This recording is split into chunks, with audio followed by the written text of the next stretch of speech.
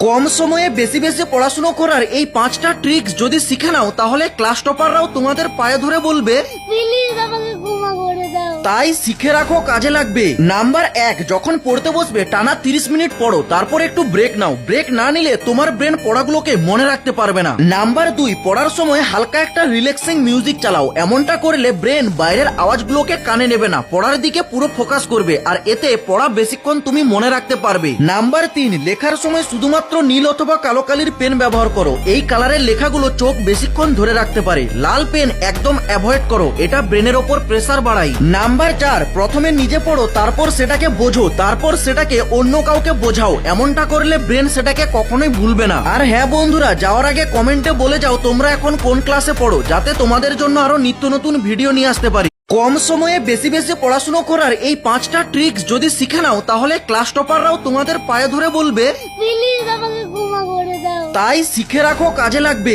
Number 1, যখন পড়তে বসবে টানা 30 মিনিট পড়ো, তারপর একটু ব্রেক নাও। ব্রেক না নিলে তোমার ব্রেন পড়াগুলোকে মনে রাখতে পারবে না। নাম্বার 2, পড়ার সময় হালকা একটা রিল্যাক্সিং মিউজিক চালাও। এমনটা করলে ব্রেন বাইরের আওয়াজগুলোকে কানে নেবে না, পড়ার দিকে পুরো ফোকাস করবে, আর এতে পড়া বেশিক্ষণ তুমি মনে রাখতে পারবে। নাম্বার 3, লেখার সময় শুধুমাত্র নীল অথবা কালো কালির পেন ব্যবহার করো। এই কালারের লেখাগুলো চোখ বেশিক্ষণ ধরে রাখতে পারে। লাল পেন একদম অ্যাভয়েড করো, এটা ব্রেনের ওপর প্রেসার বাড়ায়। নাম্বার 4, প্রথমে নিজে পড়ো, তারপর সেটাকে বোঝো, তারপর সেটাকে অন্য কাউকে বোঝাও। এমনটা করলে ব্রেন সেটাকে কখনোই ভুলবে না। আর হ্যাঁ বন্ধুরা, যাওয়ার আগে কমেন্টে বলে যাও তোমরা এখন কোন ক্লাসে পড়ো, যাতে তোমাদের জন্য আরো নিত্য নতুন ভিডিও নিয়ে আসতে পারি। কম সময়ে বেশি বেশি পড়াশুনো করার এই 5টা ট্রিক্স যদি শিখে নাও তাহলে ক্লাস টপাররাও তোমাদের পায়ে ধরে বলবে প্লিজ আমাকে ক্ষমা করে দাও। তাই শিখে রাখো, কাজে লাগবে। নাম্বার 1, যখন পড়তে বসবে টানা 30 মিনিট পড়ো, তারপর একটু ব্রেক নাও। ব্রেক না নিলে তোমার ব্রেন পড়াগুলোকে মনে রাখতে পারবে না।